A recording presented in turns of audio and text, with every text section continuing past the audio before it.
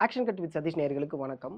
சமீபத்தில அனுப்பாமா அவர்கள் குடுத்த ஒரு நேர்காணல்ல வந்து பார்த்தீங்கன்னா, அவங்களுடைய லவ் பிரேக்கப்ப பத்தி ரொம்ப டீட்டெயிலா பேசியிருப்பாங்க. அதுல பலருமே வந்து ரொம்ப ஷாக்கிங் ஆனாங்க. காரணம் என்ன அப்டின்னா, அனுப்பமா இந்த அளவுக்கு ஒரு டார்ச்சர வந்து ஃபேஸ் பண்ணியிருக்காங்களா? அப்டிங்கிற ஒரு பார்வை வந்து எல்லாருக்குமே இருந்துச்சு. அத பத்தி நம்ம நேர்காணலுமே பண்ணியிருந்தோம்னு வச்சுக்கங்களேன்.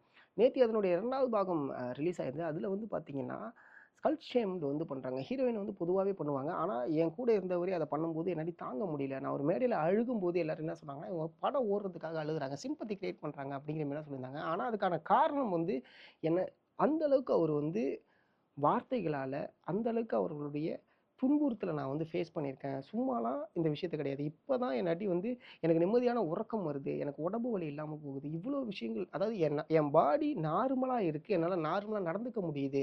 அப்படிங்கிற விஷயத்த வந்து பார்த்தீங்கன்னா, அனுபமா அவர்கள் சமீபத்தில வந்த அந்த நேர்காணலுடைய 2வது பாகத்தில சொல்லியிருந்தாங்க. அண்ட் இன்னொரு விஷயமே வந்து பார்த்தீங்கன்னா, நிவின் பாலி வந்து என்ட்ட 12 வருஷத்துக்கு முன்னாடியே இந்த விஷயத்த சொல்லியிருந்தாங்க. என்ன அப்படின்னா, சமீபத்தில நிவின் பாலி அவர்கள் வந்து ஒரு பெண்கள் கல்லூரி விழாவுல வந்து ஒரு விஷயம் சொல்றாங்க. பெண்கள் வந்து அவங்களையே அறியாம, அவங்க ஒரு கட்டுப்பாடுகள வந்து எதிர்கொள்கிறாங்க அப்படின்னு சொல்லியிருந்தாரு. ஆனா இது எனக்கு 12 வருஷத்துக்கு முன்னாடியே வந்து என்ட்ட சொல்லி 12 வருஷத்துக்கு முன்னாடினா பிரீமியம் டைம்ல வந்து அப்பவே வந்து அனுபமா அவர்கள்கிட்ட வந்து பார்த்தீங்கன்னா, நிவின் பாலி இந்த ஒரு விஷயத்த சொல்லியிருக்காங்க. ஏன்னா, இப்ப சமீப காலங்கள்ல வந்து பார்த்தீங்கன்னா, இந்த லவ் அதுக்குள்ள இருக்கக்கூடிய இந்த டாக்ஸிக் அப்படிங்கிறத வந்து எல்லாருமே எதிர்கொண்டுட்டு இருக்காங்க. ஆணும் சரி, பெண்ணும் சரி. அவங்க தரப்புல போய் பார்க்கும்போது தான் அதனுடைய பார்வை வந்து தெரிய ஆரம்பிக்குது. ஒரு பெண் எந்த அளவுக்கு டாக்ஸிசிட்டிய அனுபவிக்கிறாங்க அப்படின்னா, இந்த இடத்துக்கு நீ போவாத, இந்த இடத்த பண்ணாத, இத்தனை மணிக்கு என் ஃபோன் பேசுற, ஏன் இவனோட பேசுற, இந்த மாரியான விஷயங்கள் வந்து அவங்க எதிர்கொள்றாங்க. இதையுமே அனுப்பாம வந்து ரொம்ப அழகா சொல்லியிருந்தாங்க. ரொம்ப நோட் பண்ணி சொல்லியிருந்தாங்க. என்னால ஒரு ப்ரமோஷனுக்கு கூட முடியல. அதில இவ்ளோ பிரச்சனைகள் இருக்கு. எனக்கு ஏன் இந்த புடவ கட்டியிருந்தா நல்லா இருக்குங்கிறாங்க. அடுத்த நாள் பார்த்தீங்கன்னா, அது வந்து நல்லா இல்லங்கிறாங்க. ஒரு மாரி கன்ஃப்யூஸ்டா, ஒரு மாரி டாக்ஸியா, நார்சிசிஸ்டிக்கா வந்து பார்த்தீங்கன்னா, என்ன வந்து ட்ரீட் பண்ணாரு. என்னாட்டி நிம்மதியான வாழ்க்கையே வாழ முடியல. நான் இப்ப தான் ஃப்ரீடமா உணர்றேன். ஏன்னா சமீபத்தில அனுபமா அவர்களுக்கு வந்து பார்த்தீங்கன்னா, பெரிய படங்கள் வாய்ப்பே இல்ல. இப்ப தான் ஒரு ஸ்டேஜுக்கா வந்துகிட்டு இருந்தாங்க. ஆனா, அவங்களுக்குள்ள இந்த அளவுக்கு ஒரு வலி இருக்கா? ஏன்னா, நெறைய ப்ரமோஷன்ஸ பார்க்கும்போது தோண ஆரம்பிக்குது. இத்தன வலிகளெல்லாம் தாங்கிக் கொண்டு தான் அந்த ப்ரமோஷன்ல இருந்தாங்களா? அப்படிங்கிறது தோண ஆரம்பிக்குது. அதே சமயம் வந்து பார்த்தீங்கன்னா, பேர் இன்னும் அவங்க வந்து எங்கேயுமே குறிப்பிடல. ஆனா, சமூக வலைதளங்கள்ல துருவிக்ரம் அப்படின்னு சொல்றாங்க. அத வச்சு தான் நம்ம கேள்விகளும் கேட்டோம். அப்படிங்கும்போது வந்து பார்த்தீங்கன்னா, துருவிக்ரம் இப்படிப்பட்டவரா? அப்படிங்கிற கேள்வி எல்லாருக்குள்ளயும் எழும்ப ஆரம்பிச்சு. காரணம் என்ன அப்படின்னா, துருவிக்ரம வந்து நம்ம பிரஸ் மீட்ல சந்திச்சோம். எல்லாத்தையுமே சந்திச்சோம். அந்த இடத்துல வந்து துருவிக்ரம் அப்படி கிடையாது. ஆனா, இந்த மாதிரியான ஒரு குணாதிசயங்கள உடையவரா துருவிக்ரம்? ஏன்னா, சியான் விக்ரம் வந்து நம்மளுக்கு தெரியும் ஒரு சிறந்த நடிகர். அவரு எதையாவது கண்டிச்சிருக்கலாமே! அண்ட் இன்னொரு விஷயமும் அனுபமா சொல்றாங்க. என்ன அப்டின்னா, அவங்களுடைய பேரண்ட்ஸோட சம்மதத்தோட தான் இதெல்லாம் நடந்துச்சு. நான் என்கேஜ்மெண்ட்ட நிப்பாட்னது எனக்கு ரொம்ப பெரிய ரிலீஃபா இருக்கு. என் வாழ்க்கையில நான் செஞ்ச மிகப்பெரிய ஒரு நல்ல விஷயம் அப்டின்னா, அதுவா தான் இருக்கும். அப்படிங்கிற மாரிலாம் சொல்றாங்க. ஏன்னா, இத எல்லாத்தையுமே கனெக்ட் பண்ணி பார்க்கும்போது, வயசு சின்னதுங்கிறாங்க.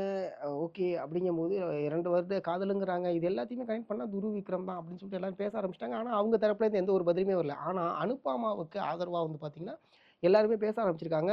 ஒவ்வொருத்தவங்களோட பெர்சனல் லைஃப்லயும் இந்த விஷயங்கள ஃபேஸ் பண்ணியிருக்காங்க அப்படின்னு சொல்லிட்டு முன்னெடுத்து வைக்கிறாங்க. இதே வந்து பார்த்தீங்கன்னா, ஒரு ஆணுக்குமே அவங்களுடைய காதல் உறவுல வந்து இந்த விஷயங்கள்லாம் நடக்கும். ஒரு டாக்ஸிசிட்டிய ஃபேஸ் பண்ணி தான் இருப்பாங்க. பிரஷர் அதிகமா ஃபேஸ் பண்ணுவாங்க. ஸோ, அதையுமே வந்து பார்த்தீங்கன்னா, ஒரு தரப்புகள் வந்து சொல்லிட்டு இருக்காங்க. 2 தரப்புலயுமே வந்து பார்த்தீங்கன்னா, 2 விஷயங்கள சொல்லிட்டே தான் இருக்காங்க. இதுல இன்னொரு கேள்வி வரும். நீ வந்து நேர்ல இருந்து பார்த்தியா? அப்படிங்கிற கேள்வி. நேர்ல இருந்து பார்த்தியாங்கிறதெல்லாம் தாண்டி, நம்ம இந்த காணொளியில ஒரு விஷயம் தெளிவா புரிஞ்சுக்கணும். எந்த ஒரு உறவா இருந்தாலும், அது லவ்வா இருந்தாலும் சரி, இல்ல நட்பா இருந்தாலும் சரி, அதுக்குள்ள அந்த டாக்ஸிக் இருந்துச்சு அப்படின்னா, அது பிரச்சனை தான். ஏன் அப்படின்னா, 2 விஷயம். "போடா" அப்படின்னு சொல்லிட்டு போறது பெரிய விஷயம் கிடையாது. அந்த இடத்துல அந்த உறவ துண்டிக்க கூடாதுங்கிறதுக்காக அவங்க அட்ஜஸ்ட் பண்ணிட்டே இருப்பாங்க. அவங்க அட்ஜஸ்ட் பண்ணிட்டே இருக்கும்போது, "இவன் தான் இருக்கானே, இவங்க தான் இருக்காங்களே" அப்படின்னு நம்ம அத ரொம்ப அட்வான்டேஜா எடுத்துக்கிறோமோ, நம்மளுடைய தாட்ட திணிக்கிறோமோ அப்படிங்கிற கேள்வி இங்க எல்லாருக்குள்ளயும் எழும்பணும். ஏன் அப்படின்னா, நம்மள ஒருத்தவங்க புடிச்சிருக்கு, அவங்களுக்காக நம்ம நேசிக்கிறோம் அப்படிங்கிறது பெரிய விஷயம் கிடையாது.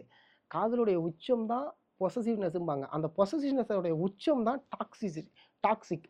ஏன் அப்படின்னா, பொசசிவே வந்து இங்க பிரச்சனையில தான் வந்து முடியுது. அட் த சேம் டைம் பொசசிவால பிரிஞ்சவங்கலாம் இருக்காங்க. ஆனா, அந்த பொசசிவோட உச்சமான டாக்ஸிக் வந்து பார்த்தீங்கன்னா, நிம்மதியா தூங்க விட மாட்டேங்குது.